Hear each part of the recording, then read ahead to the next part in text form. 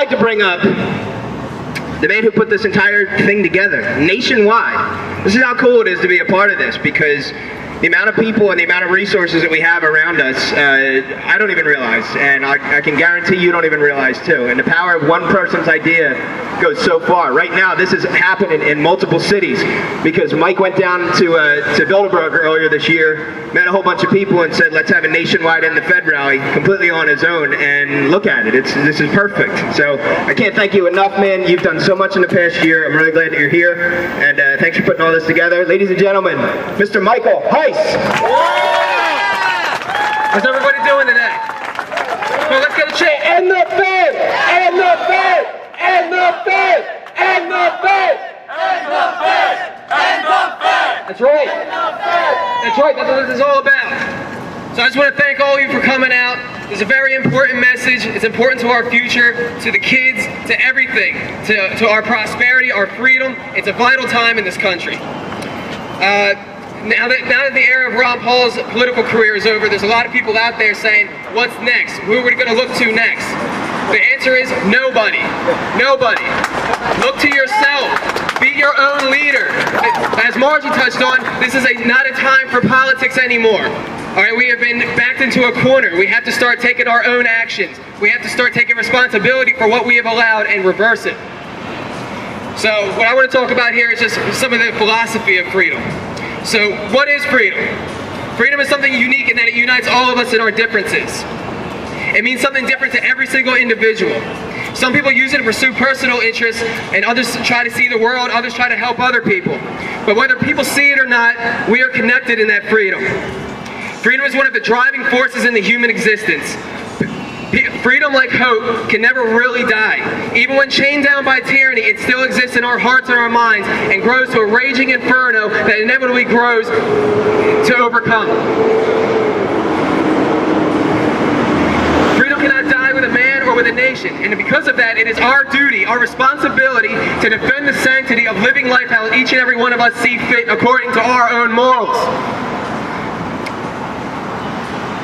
In our society, the notion of losing freedom has manifested itself as over there or them. That freedom can only be lost through external means and never here at home. Never to our so-called leaders here. And never here to our own societal norms that we hold in our head that forego freedom all on its own. Freedom is a principle for life, not war, not a means of violence. That means everyday life. It means standing up to a bully, even if the bully is too afraid to stand up for himself. It means not doing something immoral or hurtful, no matter how great the reward or how great the pegs are. Freedom's greatest weapon is simply one word: no. No, I will not allow you to violate my freedom, and no, I will not allow you to violate the freedoms of others. That's right. Woo! Yeah. Freedom's greatest hour of need in our world is right now. But more so than that, it's every second of need that it was ignored. Every law that has been passed illegally that we allowed happen. And the lawbreaker's not held responsible. Every time that the vitality of freedom has been taken for granted. Every single demeaning, depressing, weakening, stereotypical, dishonest, alienating, dismissive, or emasculating view our society has propagated amongst ourselves. The only thing that we need on our part is belief. If you believe that you're free, if you believe that you own yourself, if you believe that nobody else has the right to own you, if you truly believe in liberty, no matter if the rules are called laws or if the violence is called justice, if you truly believe in liberty, you have all that you need to live free in an unfree world.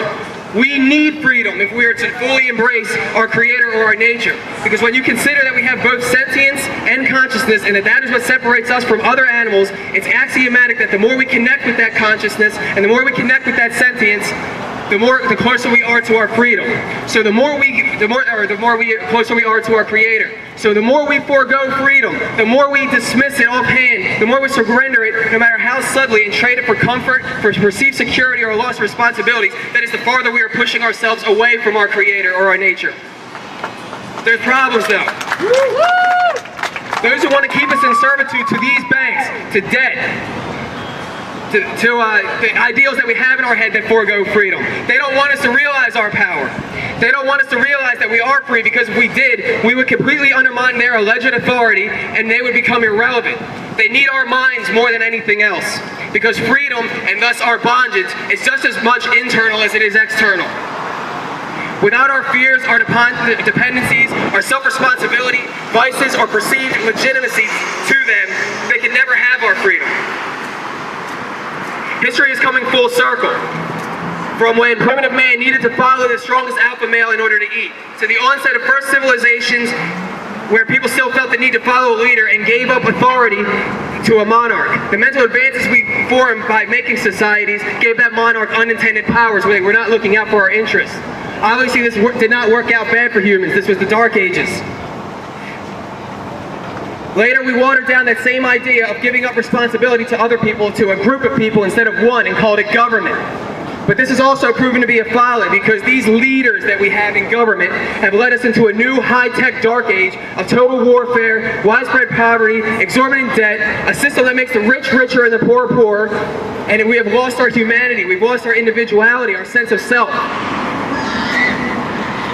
We've been stripped of much of our humanity through something as simple as giving up responsibility of our own lives to somebody else. So this is the essence of the liberty movement. This is not something that we're here to reclaim, but to assert. This is about control, and not in the sense of physical control where we can look down and see our chains, but from an invisible prison that has been built up to cage our minds, to follow the rules of others instead of our own morals. This does not require legislation. This does not require an election, a debate, a fight, or a war. Instead, this requires something as simple as a realization and an understanding. We must understand that we are evolving at a mental level.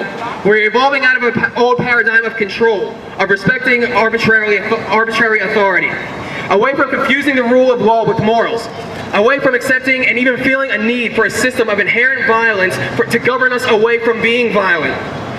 Such a system is hypocritical on its face. We are realizing that there is some inherent evil in the population, but it is our duty to defend our own sanctity of our lives. Just like in evolution, this is needed for our advancement as a species, for if we don't, we're faced with a growing, powerful police state, complete global financial meltdown, world war, and a wealth gap that's going to separate the entire human species into the poor and the elite. Just like in evolution, not everybody will accept the new form that our socioeconomic interactions are going to take. And those who cannot are going to cling on to the old system. Just like in evolution, not everybody can make it. But also like in evolution, ultimately we will prevail.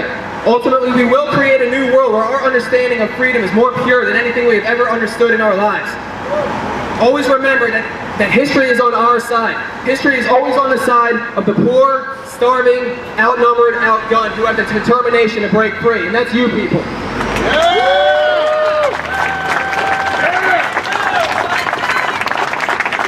Alright, that's all I got. Let's give one more chant, alright? And the Fed! And the Fed! And the Fed! And the Fed! And the Fed! And the Fed! And the Fed! And the Fed! And the Fed! Keep going, and the Fed! Woo! We're going.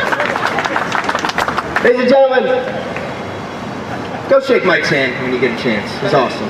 Mike, that was beautiful. Thank you. One more time for Michael Heise.